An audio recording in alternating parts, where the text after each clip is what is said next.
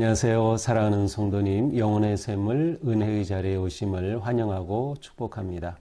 오늘부터 올해 사순절이 시작이 됩니다. 올해 사순절은 우리가 하고 있는 이 말씀 묵상 계속 참여하되, 특별히 온 성도님들이 함께 참여하면서 마가복음의 말씀 묵상으로 40일의 사순절을 보내려고 합니다. 이제 매일 이 시간에 이 자리에 들어와서 우리가 함께 말씀을 나누고 또 말씀으로 살아가는 그런 사순절이 될 수 있기를 바랍니다. 이 말씀 묵상 시작은 제가 이렇게 오늘 시작한 것처럼 여러분들을 환영하면서 제가 생명의 주님이, 은혜의 주님이 또 여러 가지 표현으로 우리와 함께 하십니다 하면 참여하시는 우리 성도님들은 어느 곳에서든 우리와 함께 하시는 주님을 찬양합니다. 이렇게 화답하면서 시작하게 됩니다. 그래서 오늘도 우리가 이렇게 시작할 거고요. 우리가 이렇게 시작한 말씀 묵상 40일간 우리가 열심히 함께 하면서 거룩한 삶의 습관으로 이렇게 자리 잡으면 좋을 것 같습니다. 오늘의 말씀을 묵상하면서 우리 다시 첫날, 사순절의 첫날을 시작하겠습니다. 사랑의 주님이 우리와 함께 하십니다. 우리와 함께 하시는 주님을 찬양합니다. 기도합시다. 사랑과 은혜의 주님, 감사합니다. 오늘로 또 이렇게 사순절을 시작하게 됩니다. 이 시간 성령님 우리와 함께해 주시고, 이번 사순절 기간 동안 우리가 마가복음의 말씀을 묵상하면서 주님의 그 십자가의 은혜의 길을 걷게 하여 주시옵소서. 이 시간 주님의 말씀을 읽고 묵상할 때 성령님 오셔서 밝혀 주옵소서. 눈을 열어 보게 하시고, 귀를 열어 듣게 하시고, 마음을 열어 깨닫게 하옵소서. 깨달은 말씀대로 살게 하옵소서. 오늘도 생명의 말씀으로 채워주셔서 사순절 은혜의 길을 승리하게 하여 주시옵소서. 예수 그리스도님의 이름으로 기도합니다. 아멘. 네, 오늘 말씀은 마가복음 3장 1절에서 19절입니다. 마가복음 3장 1절에서 19절. 예수께서 다시 회당에 들어가시니 한쪽 손 마른 사람이 거기 있는지라. 사람들이 예수를 고발하려 하여 안식일에 그 사람을 고치시는가 주시하고 있거늘, 예수께서 손 마른 사람에게 이르시되 한가운데에 일어서라 하시고, 그들에게 이르시되 안식일에 선을 행하는 것과 악을 행하는 것, 생명을 구하는 것과 죽이는 것 어느 것이 옳으냐 하시니, 그들이 잠잠하거늘 그들의 마음이 완악함을 탄식하사 노하심으로 그들을 둘러보시고 그 사람에게 이르시되 내 손을 내밀라 하시니, 내밀매 그 손이 회복되었더라. 바리새인들이 나가서 곧 헤롯 당과 함께 어떻게 하여 예수를 죽일까 의논하니라. 예수께서 제자들과 함께 바다로 물러가시니 갈릴리에서 큰 무리가 따르며 유대와 예루살렘과 이두메와 요단강 건너편과 또 두로와 시돈 근처에서 많은 무리가 그가 하신 큰 일을 듣고 나아오는지라. 예수께서 무리가 에워싸 미는 것을 피하기 위하여 작은 배를 대기하도록 제자들에게 명하셨으니, 이는 많은 사람을 고치셨으므로 병으로 고생하는 자들이 예수를 만지고자 하여 몰려왔음이더라. 더러운 귀신들도 어느 때든지 예수를 보면 그 앞에 엎드려 부르짖어 이르되 당신은 하나님의 아들이니라 하니, 예수께서 자기를 나타내지 말라고 많이 경고하시니라. 또 산에 오르사 자기가 원하는 자들을 부르시니 나온지라. 이에 12를 세우셨으니 이는 자기와 함께 있게 하시고 또 보내사 전도도 하며 귀신을 내쫓는 권능도 가지게 하려 함이러라.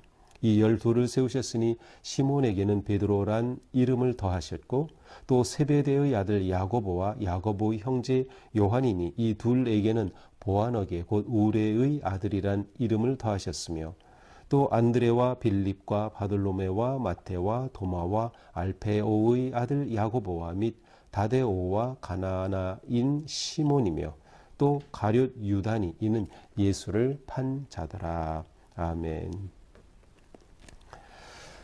자, 이번에 예수님께서는 회당으로 가셨습니다. 이 당시 회당은 모든 유대인들이 정기적으로 모여서 예배하고 말씀을 듣던 그러한 곳이었죠. 바로 이 회당에 예수님이 들어가십니다. 그런데 마침 한쪽 손이 마른 그러한 장애인이 그곳에 있는 겁니다. 그런데 바로 그곳에는 사람들, 여기서 말하는 사람들은 이제 예수님에 대해서 아주 비판적이고 어떻게든 꼬투리를 잡아서 예수님을 무너뜨리려고 한 그러한 자들이에요. 바로 그런 사람들이 예수를 고발하려고 예수님이 안식일에 무엇을 하나 보는 겁니다. 자, 안식일에 유대인들은 회당에 모여서 예배하고 말씀을 듣고 또 강론하고 하였는데 안식일 규정은 이스라엘 백성들에게 가장 중요한 그러한 일상의 규정이었습니다. 또한 신앙 행위의 규정이었어요. 안식일은 말 그대로 안식하는 날이기 때문에 하나님을 예배하는 일, 그리고 규정된 것 이상의 어떤 일을 하면 안 되는 날이었죠.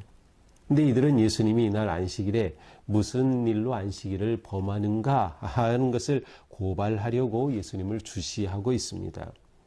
그런데 예수님께서 이 손 마른 사람에게 말씀하십니다. 한가운데 일어서라. 그리고서는 예수님께서 이 사람에게 하는 말이 아니라 그 주변에 있는 예수님을 주시하고 있는 사람들에게 말을 합니다. 안식일에 선을 행하는 것과 악을 행하는 것, 생명을 구하는 것과 죽이는 것, 어느 것이 옳으냐? 예수님은 이미 이들의 마음을 다 알고 계셨던 거예요. 예수님에게서 꼬투리를 잡으려고 하는 이들의 아주 그릇된 마음을 이미 알고 계셨어요. 그래서 그들에게 말씀하신 거죠. 안식일에 선을 행하는 게 옳으냐? 아니면 생명을 구하는 게 옳으냐? 죽이는 게 옳으냐? 라고 물으시는 거죠. 당연히 안식일에 선을 행하고 사람을 살리는 게 옳죠. 구약의 안식일 규정에도 예외 조항이 있었어요. 그 예외 조항은 사람이 죽게 되는 그러한 긴급한 상황이면 안식일법이 해당되지 않아요. 어떠한 일이라도 그를 살려내야 하는 것이었어요. 원래 안식일의 의미는 하나님께서 사람들에게 주신 쉼과 회복과 살리는 그러한 규정이기 때문에 예수님은 안식일의 중요한 의미에 관해 말씀하신 거죠.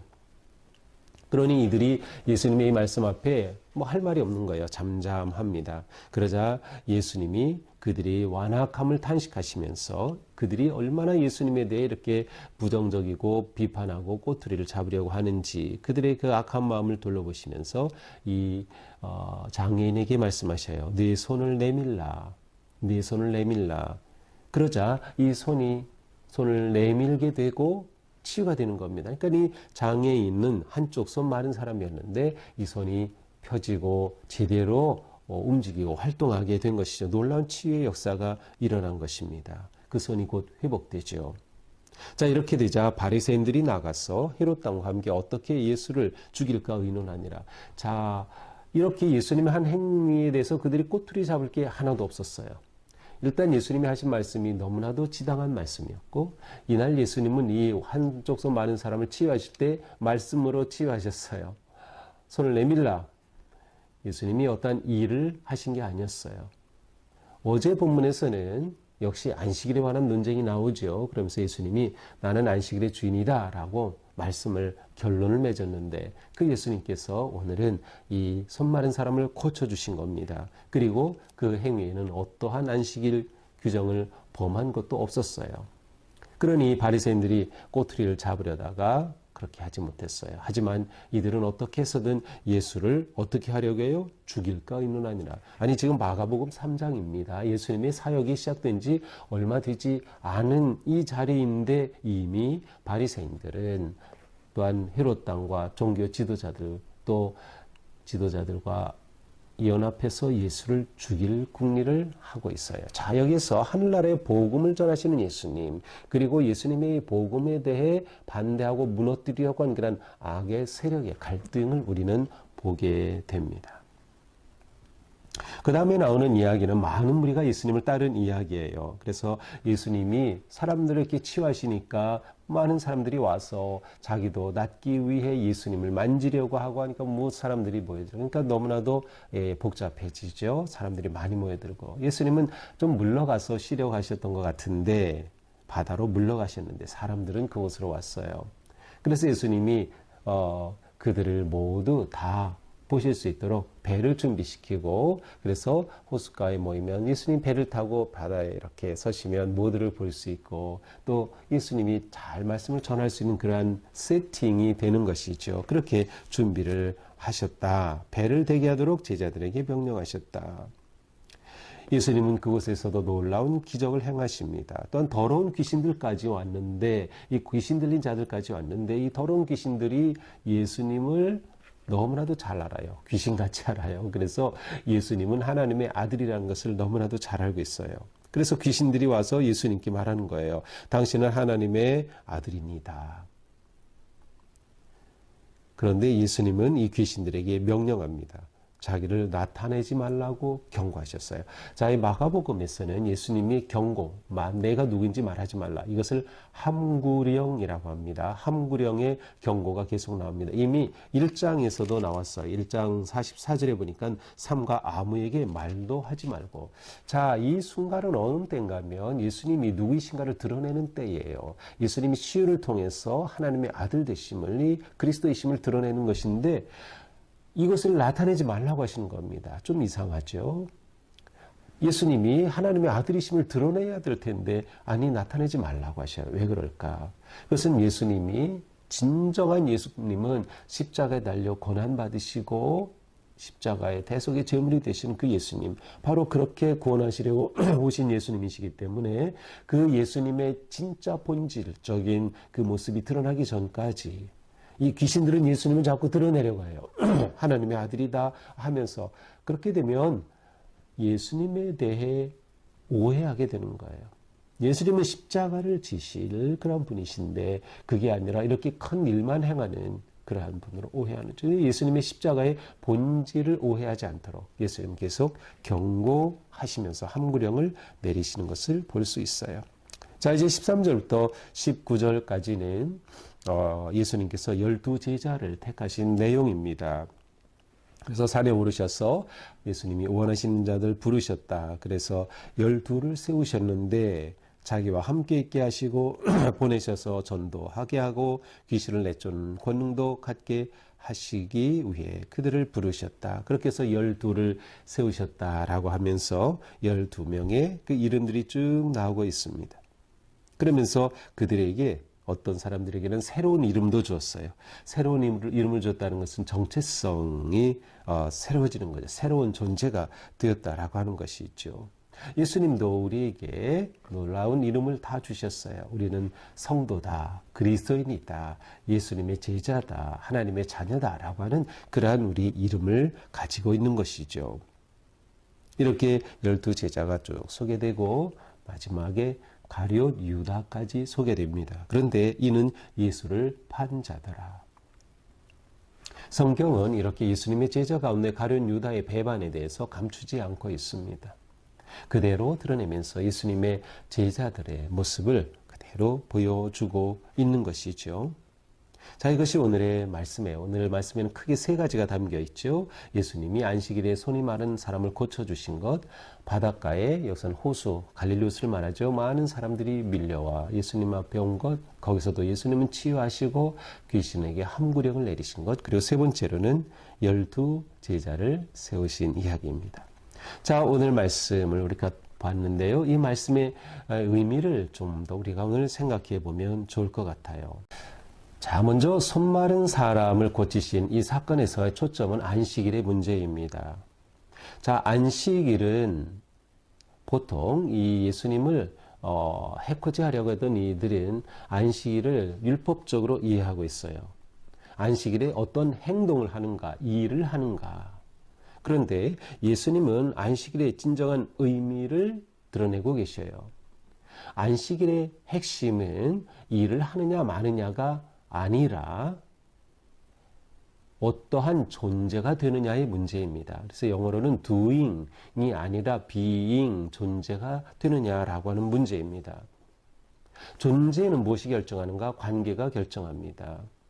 따라서 진정한 안식일은 내가 하나님과 바른 관계를 맺고 있느냐를 보여주는 겁니다.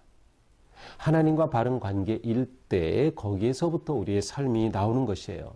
영적 삶은 관계의 삶이에요. 하나님과의 관계, 그리고 이웃과의 관계, 그리고 그 관계의 핵심은 사랑인 것이죠. 하나님과의 관계가 바로 맺어지면 전적으로 하나님을 의지하고 신뢰하기 때문에 모든 일을 멈출 수가 있어요. 안식이 가능한 거죠. 그 안식을 통해 하나님은 우리를 살리시는 겁니다. 생명을 주시는 거예요. 사람이 일만 계속 하는 게 아니에요. 쉼이 필요하고 회복이 필요하고 치유가 필요하죠. 그렇게 멈추면 어떻게 돼요? 하나님과의 관계가 더 친밀해지고 하나님을 보게 되는 거죠. 안식일의 초점은 바로 사랑의 관계를 이루어가는 것이었어요. 그러나 이것을 단순한 행위로 이해했던 바리새인들과 지도자들은 예수님을 트집 잡으려고 하는 것이죠. 안식일의 주인은 예수님이시고 곧 예수님이 안식일입니다. 따라서 예수님은 안식일에 살리십니다. 사람을 살리시고 회복하시고 치유하시는 거죠. 우리의 삶이 하나님의 은혜 안에서 안식의 삶이 된다는 것은 전적으로 하나님을 의지하고 또 의지하기에 하나님의 말씀에 따르고 순종하는 그러한 믿음의 삶을 사는 것이죠. 오늘 말씀에서 특히 우리는 제자들을 부르신 모습을 주목하게 됩니다. 예수님은 우리를 제자로 부르셨어요. 우리는 예수님의 제자입니다. 자, 예수님이 제자를 부르신 목적이 너무나도 놀랍습니다. 세 가지로 나오죠. 첫째는 자기와 함께 있게 하시려고. 예수님 곁에 머물게 하시려고 제자들을 부르셨다는 겁니다. 그렇습니다. 예수님은 제자들을 왜 세우셨어요? 예수님과 친밀한 관계 안에 머물도록. 예수님 곁에 머물도록. 그래서 예수님과 함께 있게 되는 거죠. 예수님과 함께 하는 것이 왜 중요합니까? 예수님 곁에 있어야 예수님을 알게 되고 예수님과의 관계가 친밀해지고 사랑하게 되고 예수님을 배우게 되는 겁니다. 예수님을 알고 닮아가게 되는 거예요. 영적 성장과 변화가 일어나는 것이죠. 그 예수님을 따라가게 되는 것이에요. 또한 곁에 있어야 예수님의 쓰임을 받습니다. 곁에 있어야 가르침을 받고 관계가 깊어지고 쓰임을 받는 거예요. 곁에 없는데 어떻게 쓰임을 받습니까? 예수님 곁에 머무는 것은 너무나도 중요한 것이에요. 또한 곁에 머물 때 예수님의 은혜와 능력을 힘입는 그러한 삶을 살게 되는 거죠. 그러니까 예수님과 함께함이 우리 신앙생활에 아주 중요한 것임을 알 수 있어요. 제자의 성숙함, 신앙의 성숙은 예수님과의 거리가 결정합니다. 우리는 예수님과 아주 가까워야 돼요. 예수님 곁에 있어야 돼요. 그 거리가, 그 관계가 우리의 신앙의 모습을 결정하기 때문이죠.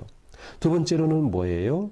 보내사 전도도 하시며, 전도가 제자를 부르신 목적이에요. 우리 교회의 사명을 이루기에 우리는 전도라고는 중요한 사역을 하고 있죠.